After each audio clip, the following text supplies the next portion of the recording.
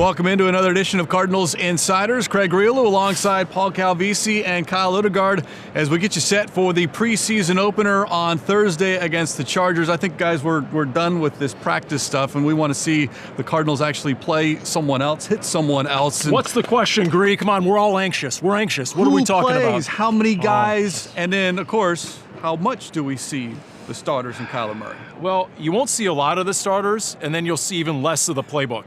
I think that's the best way to sum it up. I'm guessing a handful of snaps for the starters, and we are expecting Kyler to play. How much, we don't know. If they go 3 and out, is he going to get another series? Maybe.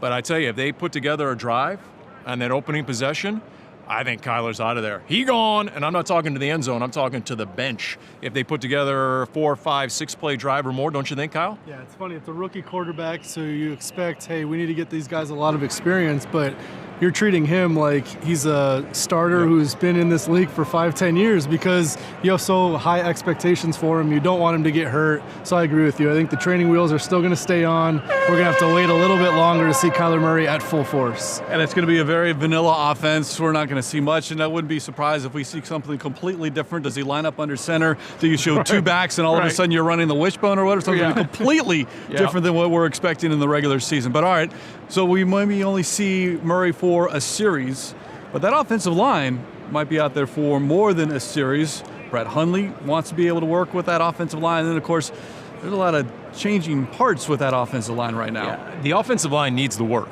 Remember, those two big words with the O-line, continuity and cohesion, and considering you got some different names and faces up there and all the injuries they had a year ago, and now they're dealing with an injury, Justin Pugh, who won't play, and Mason Cole, who said he never played guard at Michigan. I didn't know that. He's center, and then he played tackle, so he needs reps.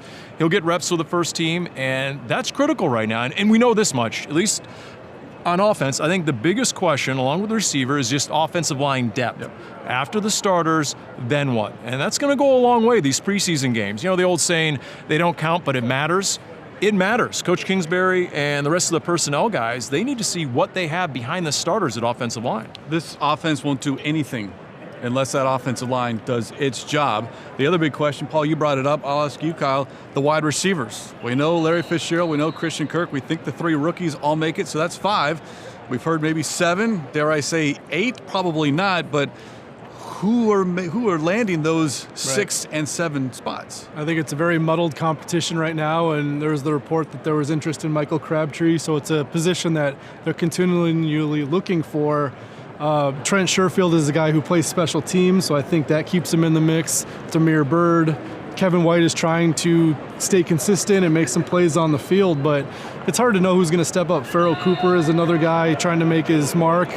And also you look at the starters, Keyshawn Johnson seems like he's really elevated his game, and he's slotting in there as a starting receiver, but who's your 4th if you do run 4 receivers? To me, big question mark. I mean, Keyshawn Johnson's running with the 1s in today's practice, so that tells you all you need to know about what he's done so far as a 6th-round rookie and where he is. If I'm a receiver, I'm not just looking around the receiver room. I'm looking at those reports about Michael Crabtree. I'm looking at the fact that Cardinals have the #1 waiver claim at the end of this month, and there's competition around the rest of the league to come in. And we know how vital receiver is to this offense. We know Cliff Kingsbury has something in mind. And beyond Larry Fitzgerald and Christian Kirk, to a much smaller degree, there's not a lot of guys with proven track records. They're just total unknowns. At least you get a guy like Michael Crabtree, 30-plus years of age. There's a track record there, and I think if I'm the Cardinals coaching staff, I'm wondering, all right, what do I have at receiver? It's one thing to make plays in practice, but dare I evoke the name Steven Williams? Yes. Anybody want to go back 10 years? Steven Williams looked like an all-pro out on these practice fields in August. And you got to the regular season, and he was non-existent. So to some degree, you got to figure if you're Keim and Kingsbury, you're wondering, what do I have at receiver behind Fitz and Christian Kirk? And if you are a receiver, it's almost a must to be able to play on special teams as well, because roster spots are so limited as you get down to 53. All right, let's focus on the defense. And of course, it's what do you do at number 2 corner? A question we've always had, but now we've got a different version of it because Patrick Peterson is going to miss the first 6 games. We know about Robert Alford. Tremaine Brock Sr.'s look very, very good. Byron Murphy, but who are the backups to those guys, and that begins on Thursday. You know, Chris Jones, number 25, if there's a player you want to look at on Thursday night, he's looked really good. He's got everything you would need. He's got the size, he has the athleticism, he fights, he competes, he's gotten repeated shout-outs from Cliff Kingsbury and Vance Joseph, so that's an intriguing guy behind Robert Alford and Tremaine Brock and Byron Murphy. You know, if that's a guy that can do something for you, because we know Cardinals aren't the only team been going with 4 and 5 wides. You better have at least 3 very solid corners and maybe 4 you can count on in game day. I think maybe Dietrich Nichols can play well enough to get in that mix. And then you think about the safeties that can also play slot cornerback, where they're not technically cornerbacks. Rookie Jalen Thompson, sounds like Josh Shaw is a versatile piece. So looking at the 9th defensive back, if you keep 9, that might be a guy who can play safety and slot corner. The starters are pretty much set. It's the backups, and who those guys are, well, their chance to shine begins on Thursday. For Paul Calvisi, Kyle Odegard, I'm Craig Grialou. This has been Cardinals Insiders.